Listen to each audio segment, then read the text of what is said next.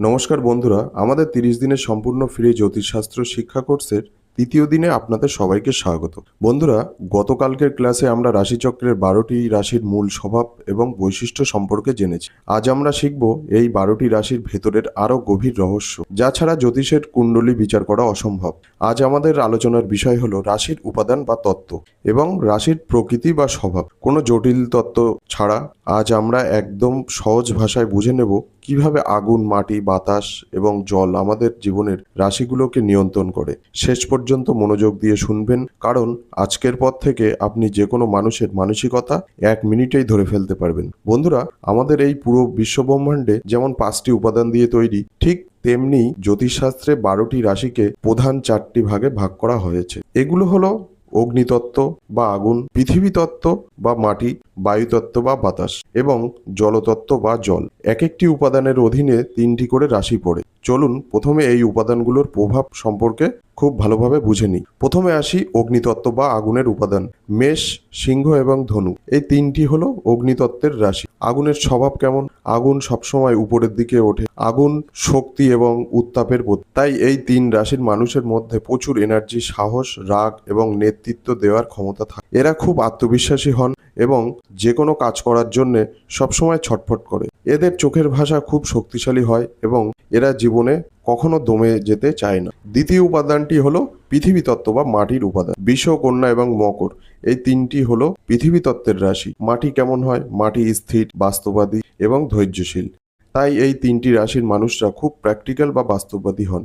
এরা হাওয়ায় ভাসে না, মাটিতে পা দিয়েই চলে। এরা টাকা পয়সা, কেরিয়ার এবং সুরক্ষাকে খুব বেশি গুরুত্ব দেয়। এরা হুটহাট কোনো ডিসিশন বা সিদ্ধান্ত নেয় না এবং এদের চোখ বন্ধ করেই ভরসা করা যায়। এরা খুব পরিশ্রমী এবং গোছানো স্বভাবের হয়। তৃতীয় উপাদানটি হলো বায়ুতত্ত্ব বা বাতাসের উপাদান। মিথুন, তুলা এবং কুম্ভ, এই 3টি হলো বায়ুতত্ত্বের রাশি। বাতাস কেমন? বাতাস সবসময় এক জায়গা থেকে অন্য জায়গায় বয়ে চলে। বাতাসকে ধরে রাখা যায় না। বাতাস যেমন আমাদের চিন্তা ভাবনা আর বুদ্ধির সাথে যুক্ত, ঠিক তেমনই এই 3 রাশির মানুষরা খুব বুদ্ধিমান, চিন্তাশীল এবং কথাবার্তা বলতে ভালোবাসে। এদের কমিউনিকেশন স্কিল দারুণ হয়। এরা সমাজসেবা, ব্যবসা এবং নতুন নতুন আইডিয়া তৈরি করতে ওস্তাদ হন। এরা এক জায়গায় চুপচাপ বসে থাকা এদের স্বভাব নয়। চতুর্থ উপাদানটি হলো জলতত্ত্ব বা জলের উপাদান। কর্কট, বৃশ্চিক এবং মীন, এই 3টি হলো জল তত্ত্বের রাশি। জলের স্বভাব কেমন? জল খুব নরম। জলকে যে পাত্রে রাখা হয় সেই পাত্রের আকার ধারণ করে। জল যেমন আমাদের আবেগের প্রতীক, ঠিক তেমনি এই 3 রাশির মানুষরা অত্যন্ত ইমোশনাল বা আবেগপ্রবণ, সংবেদনশীল এবং দয়ালু হন। এরা অন্যের কষ্ট সহজেই অনুভব করতে পারেন। এদের মনের ভেতরটা সাগরের মতো গভীর হয়, যা সহজে বাইরে থেকে বোঝা যায় না। এদের স্কিল, সেন্স বা অনুভূতি ক্ষমতা খুব তীব্র হয়। উপাদানের পর জ্যোতিষশাস্ত্রে এর রাশির আরেকটি বড় বিভাজন আছে, যাকে বলা হয় রাশির প্রকৃতি বা স্বভাব। এই স্বভাব অনুযায়ী 12টি রাশিকে 3 ভাগে ভাগ করা হয়েছে: চর রাশি, স্থির রাশি এবং দৃশ্যভাব রাশি। প্রথমে বুঝি চর রাশি কোনগুলো। মেষ, কর্কট, তুলা এবং মকর, এই 4টে রাশি হলো চর রাশি। চর শব্দের অর্থ হলো চলমান বা গতিশীল। এই রাশির মানুষরা সবসময় জীবনে পরিবর্তন পছন্দ করেন।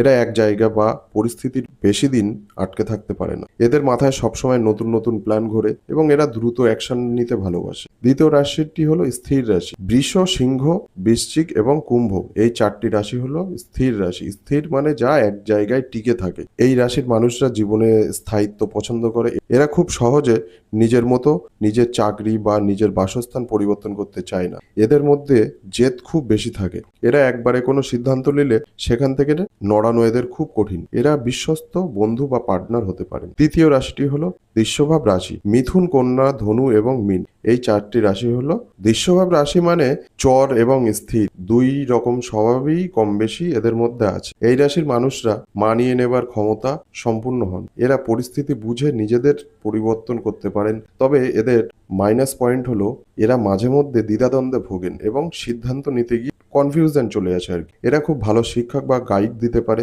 সঠিক বিচার করতে এরা জানেন। তাহলে বন্ধুরা, আজকের ক্লাসে কত চমৎকার একটা জিনিস শিখলাম। এখন যদি আপনি কোন মানুষের রাশি জানেন এবং সেই রাশির উপাদান ও প্রকৃতি মাথায় রাখেন, তবে আপনি সহজেই বুঝতে পারবেন যে মানুষটি আবেগে চলে না বুদ্ধিতে চলে, সে খুব জেদি না সহজে মানিয়ে নিতে পারে।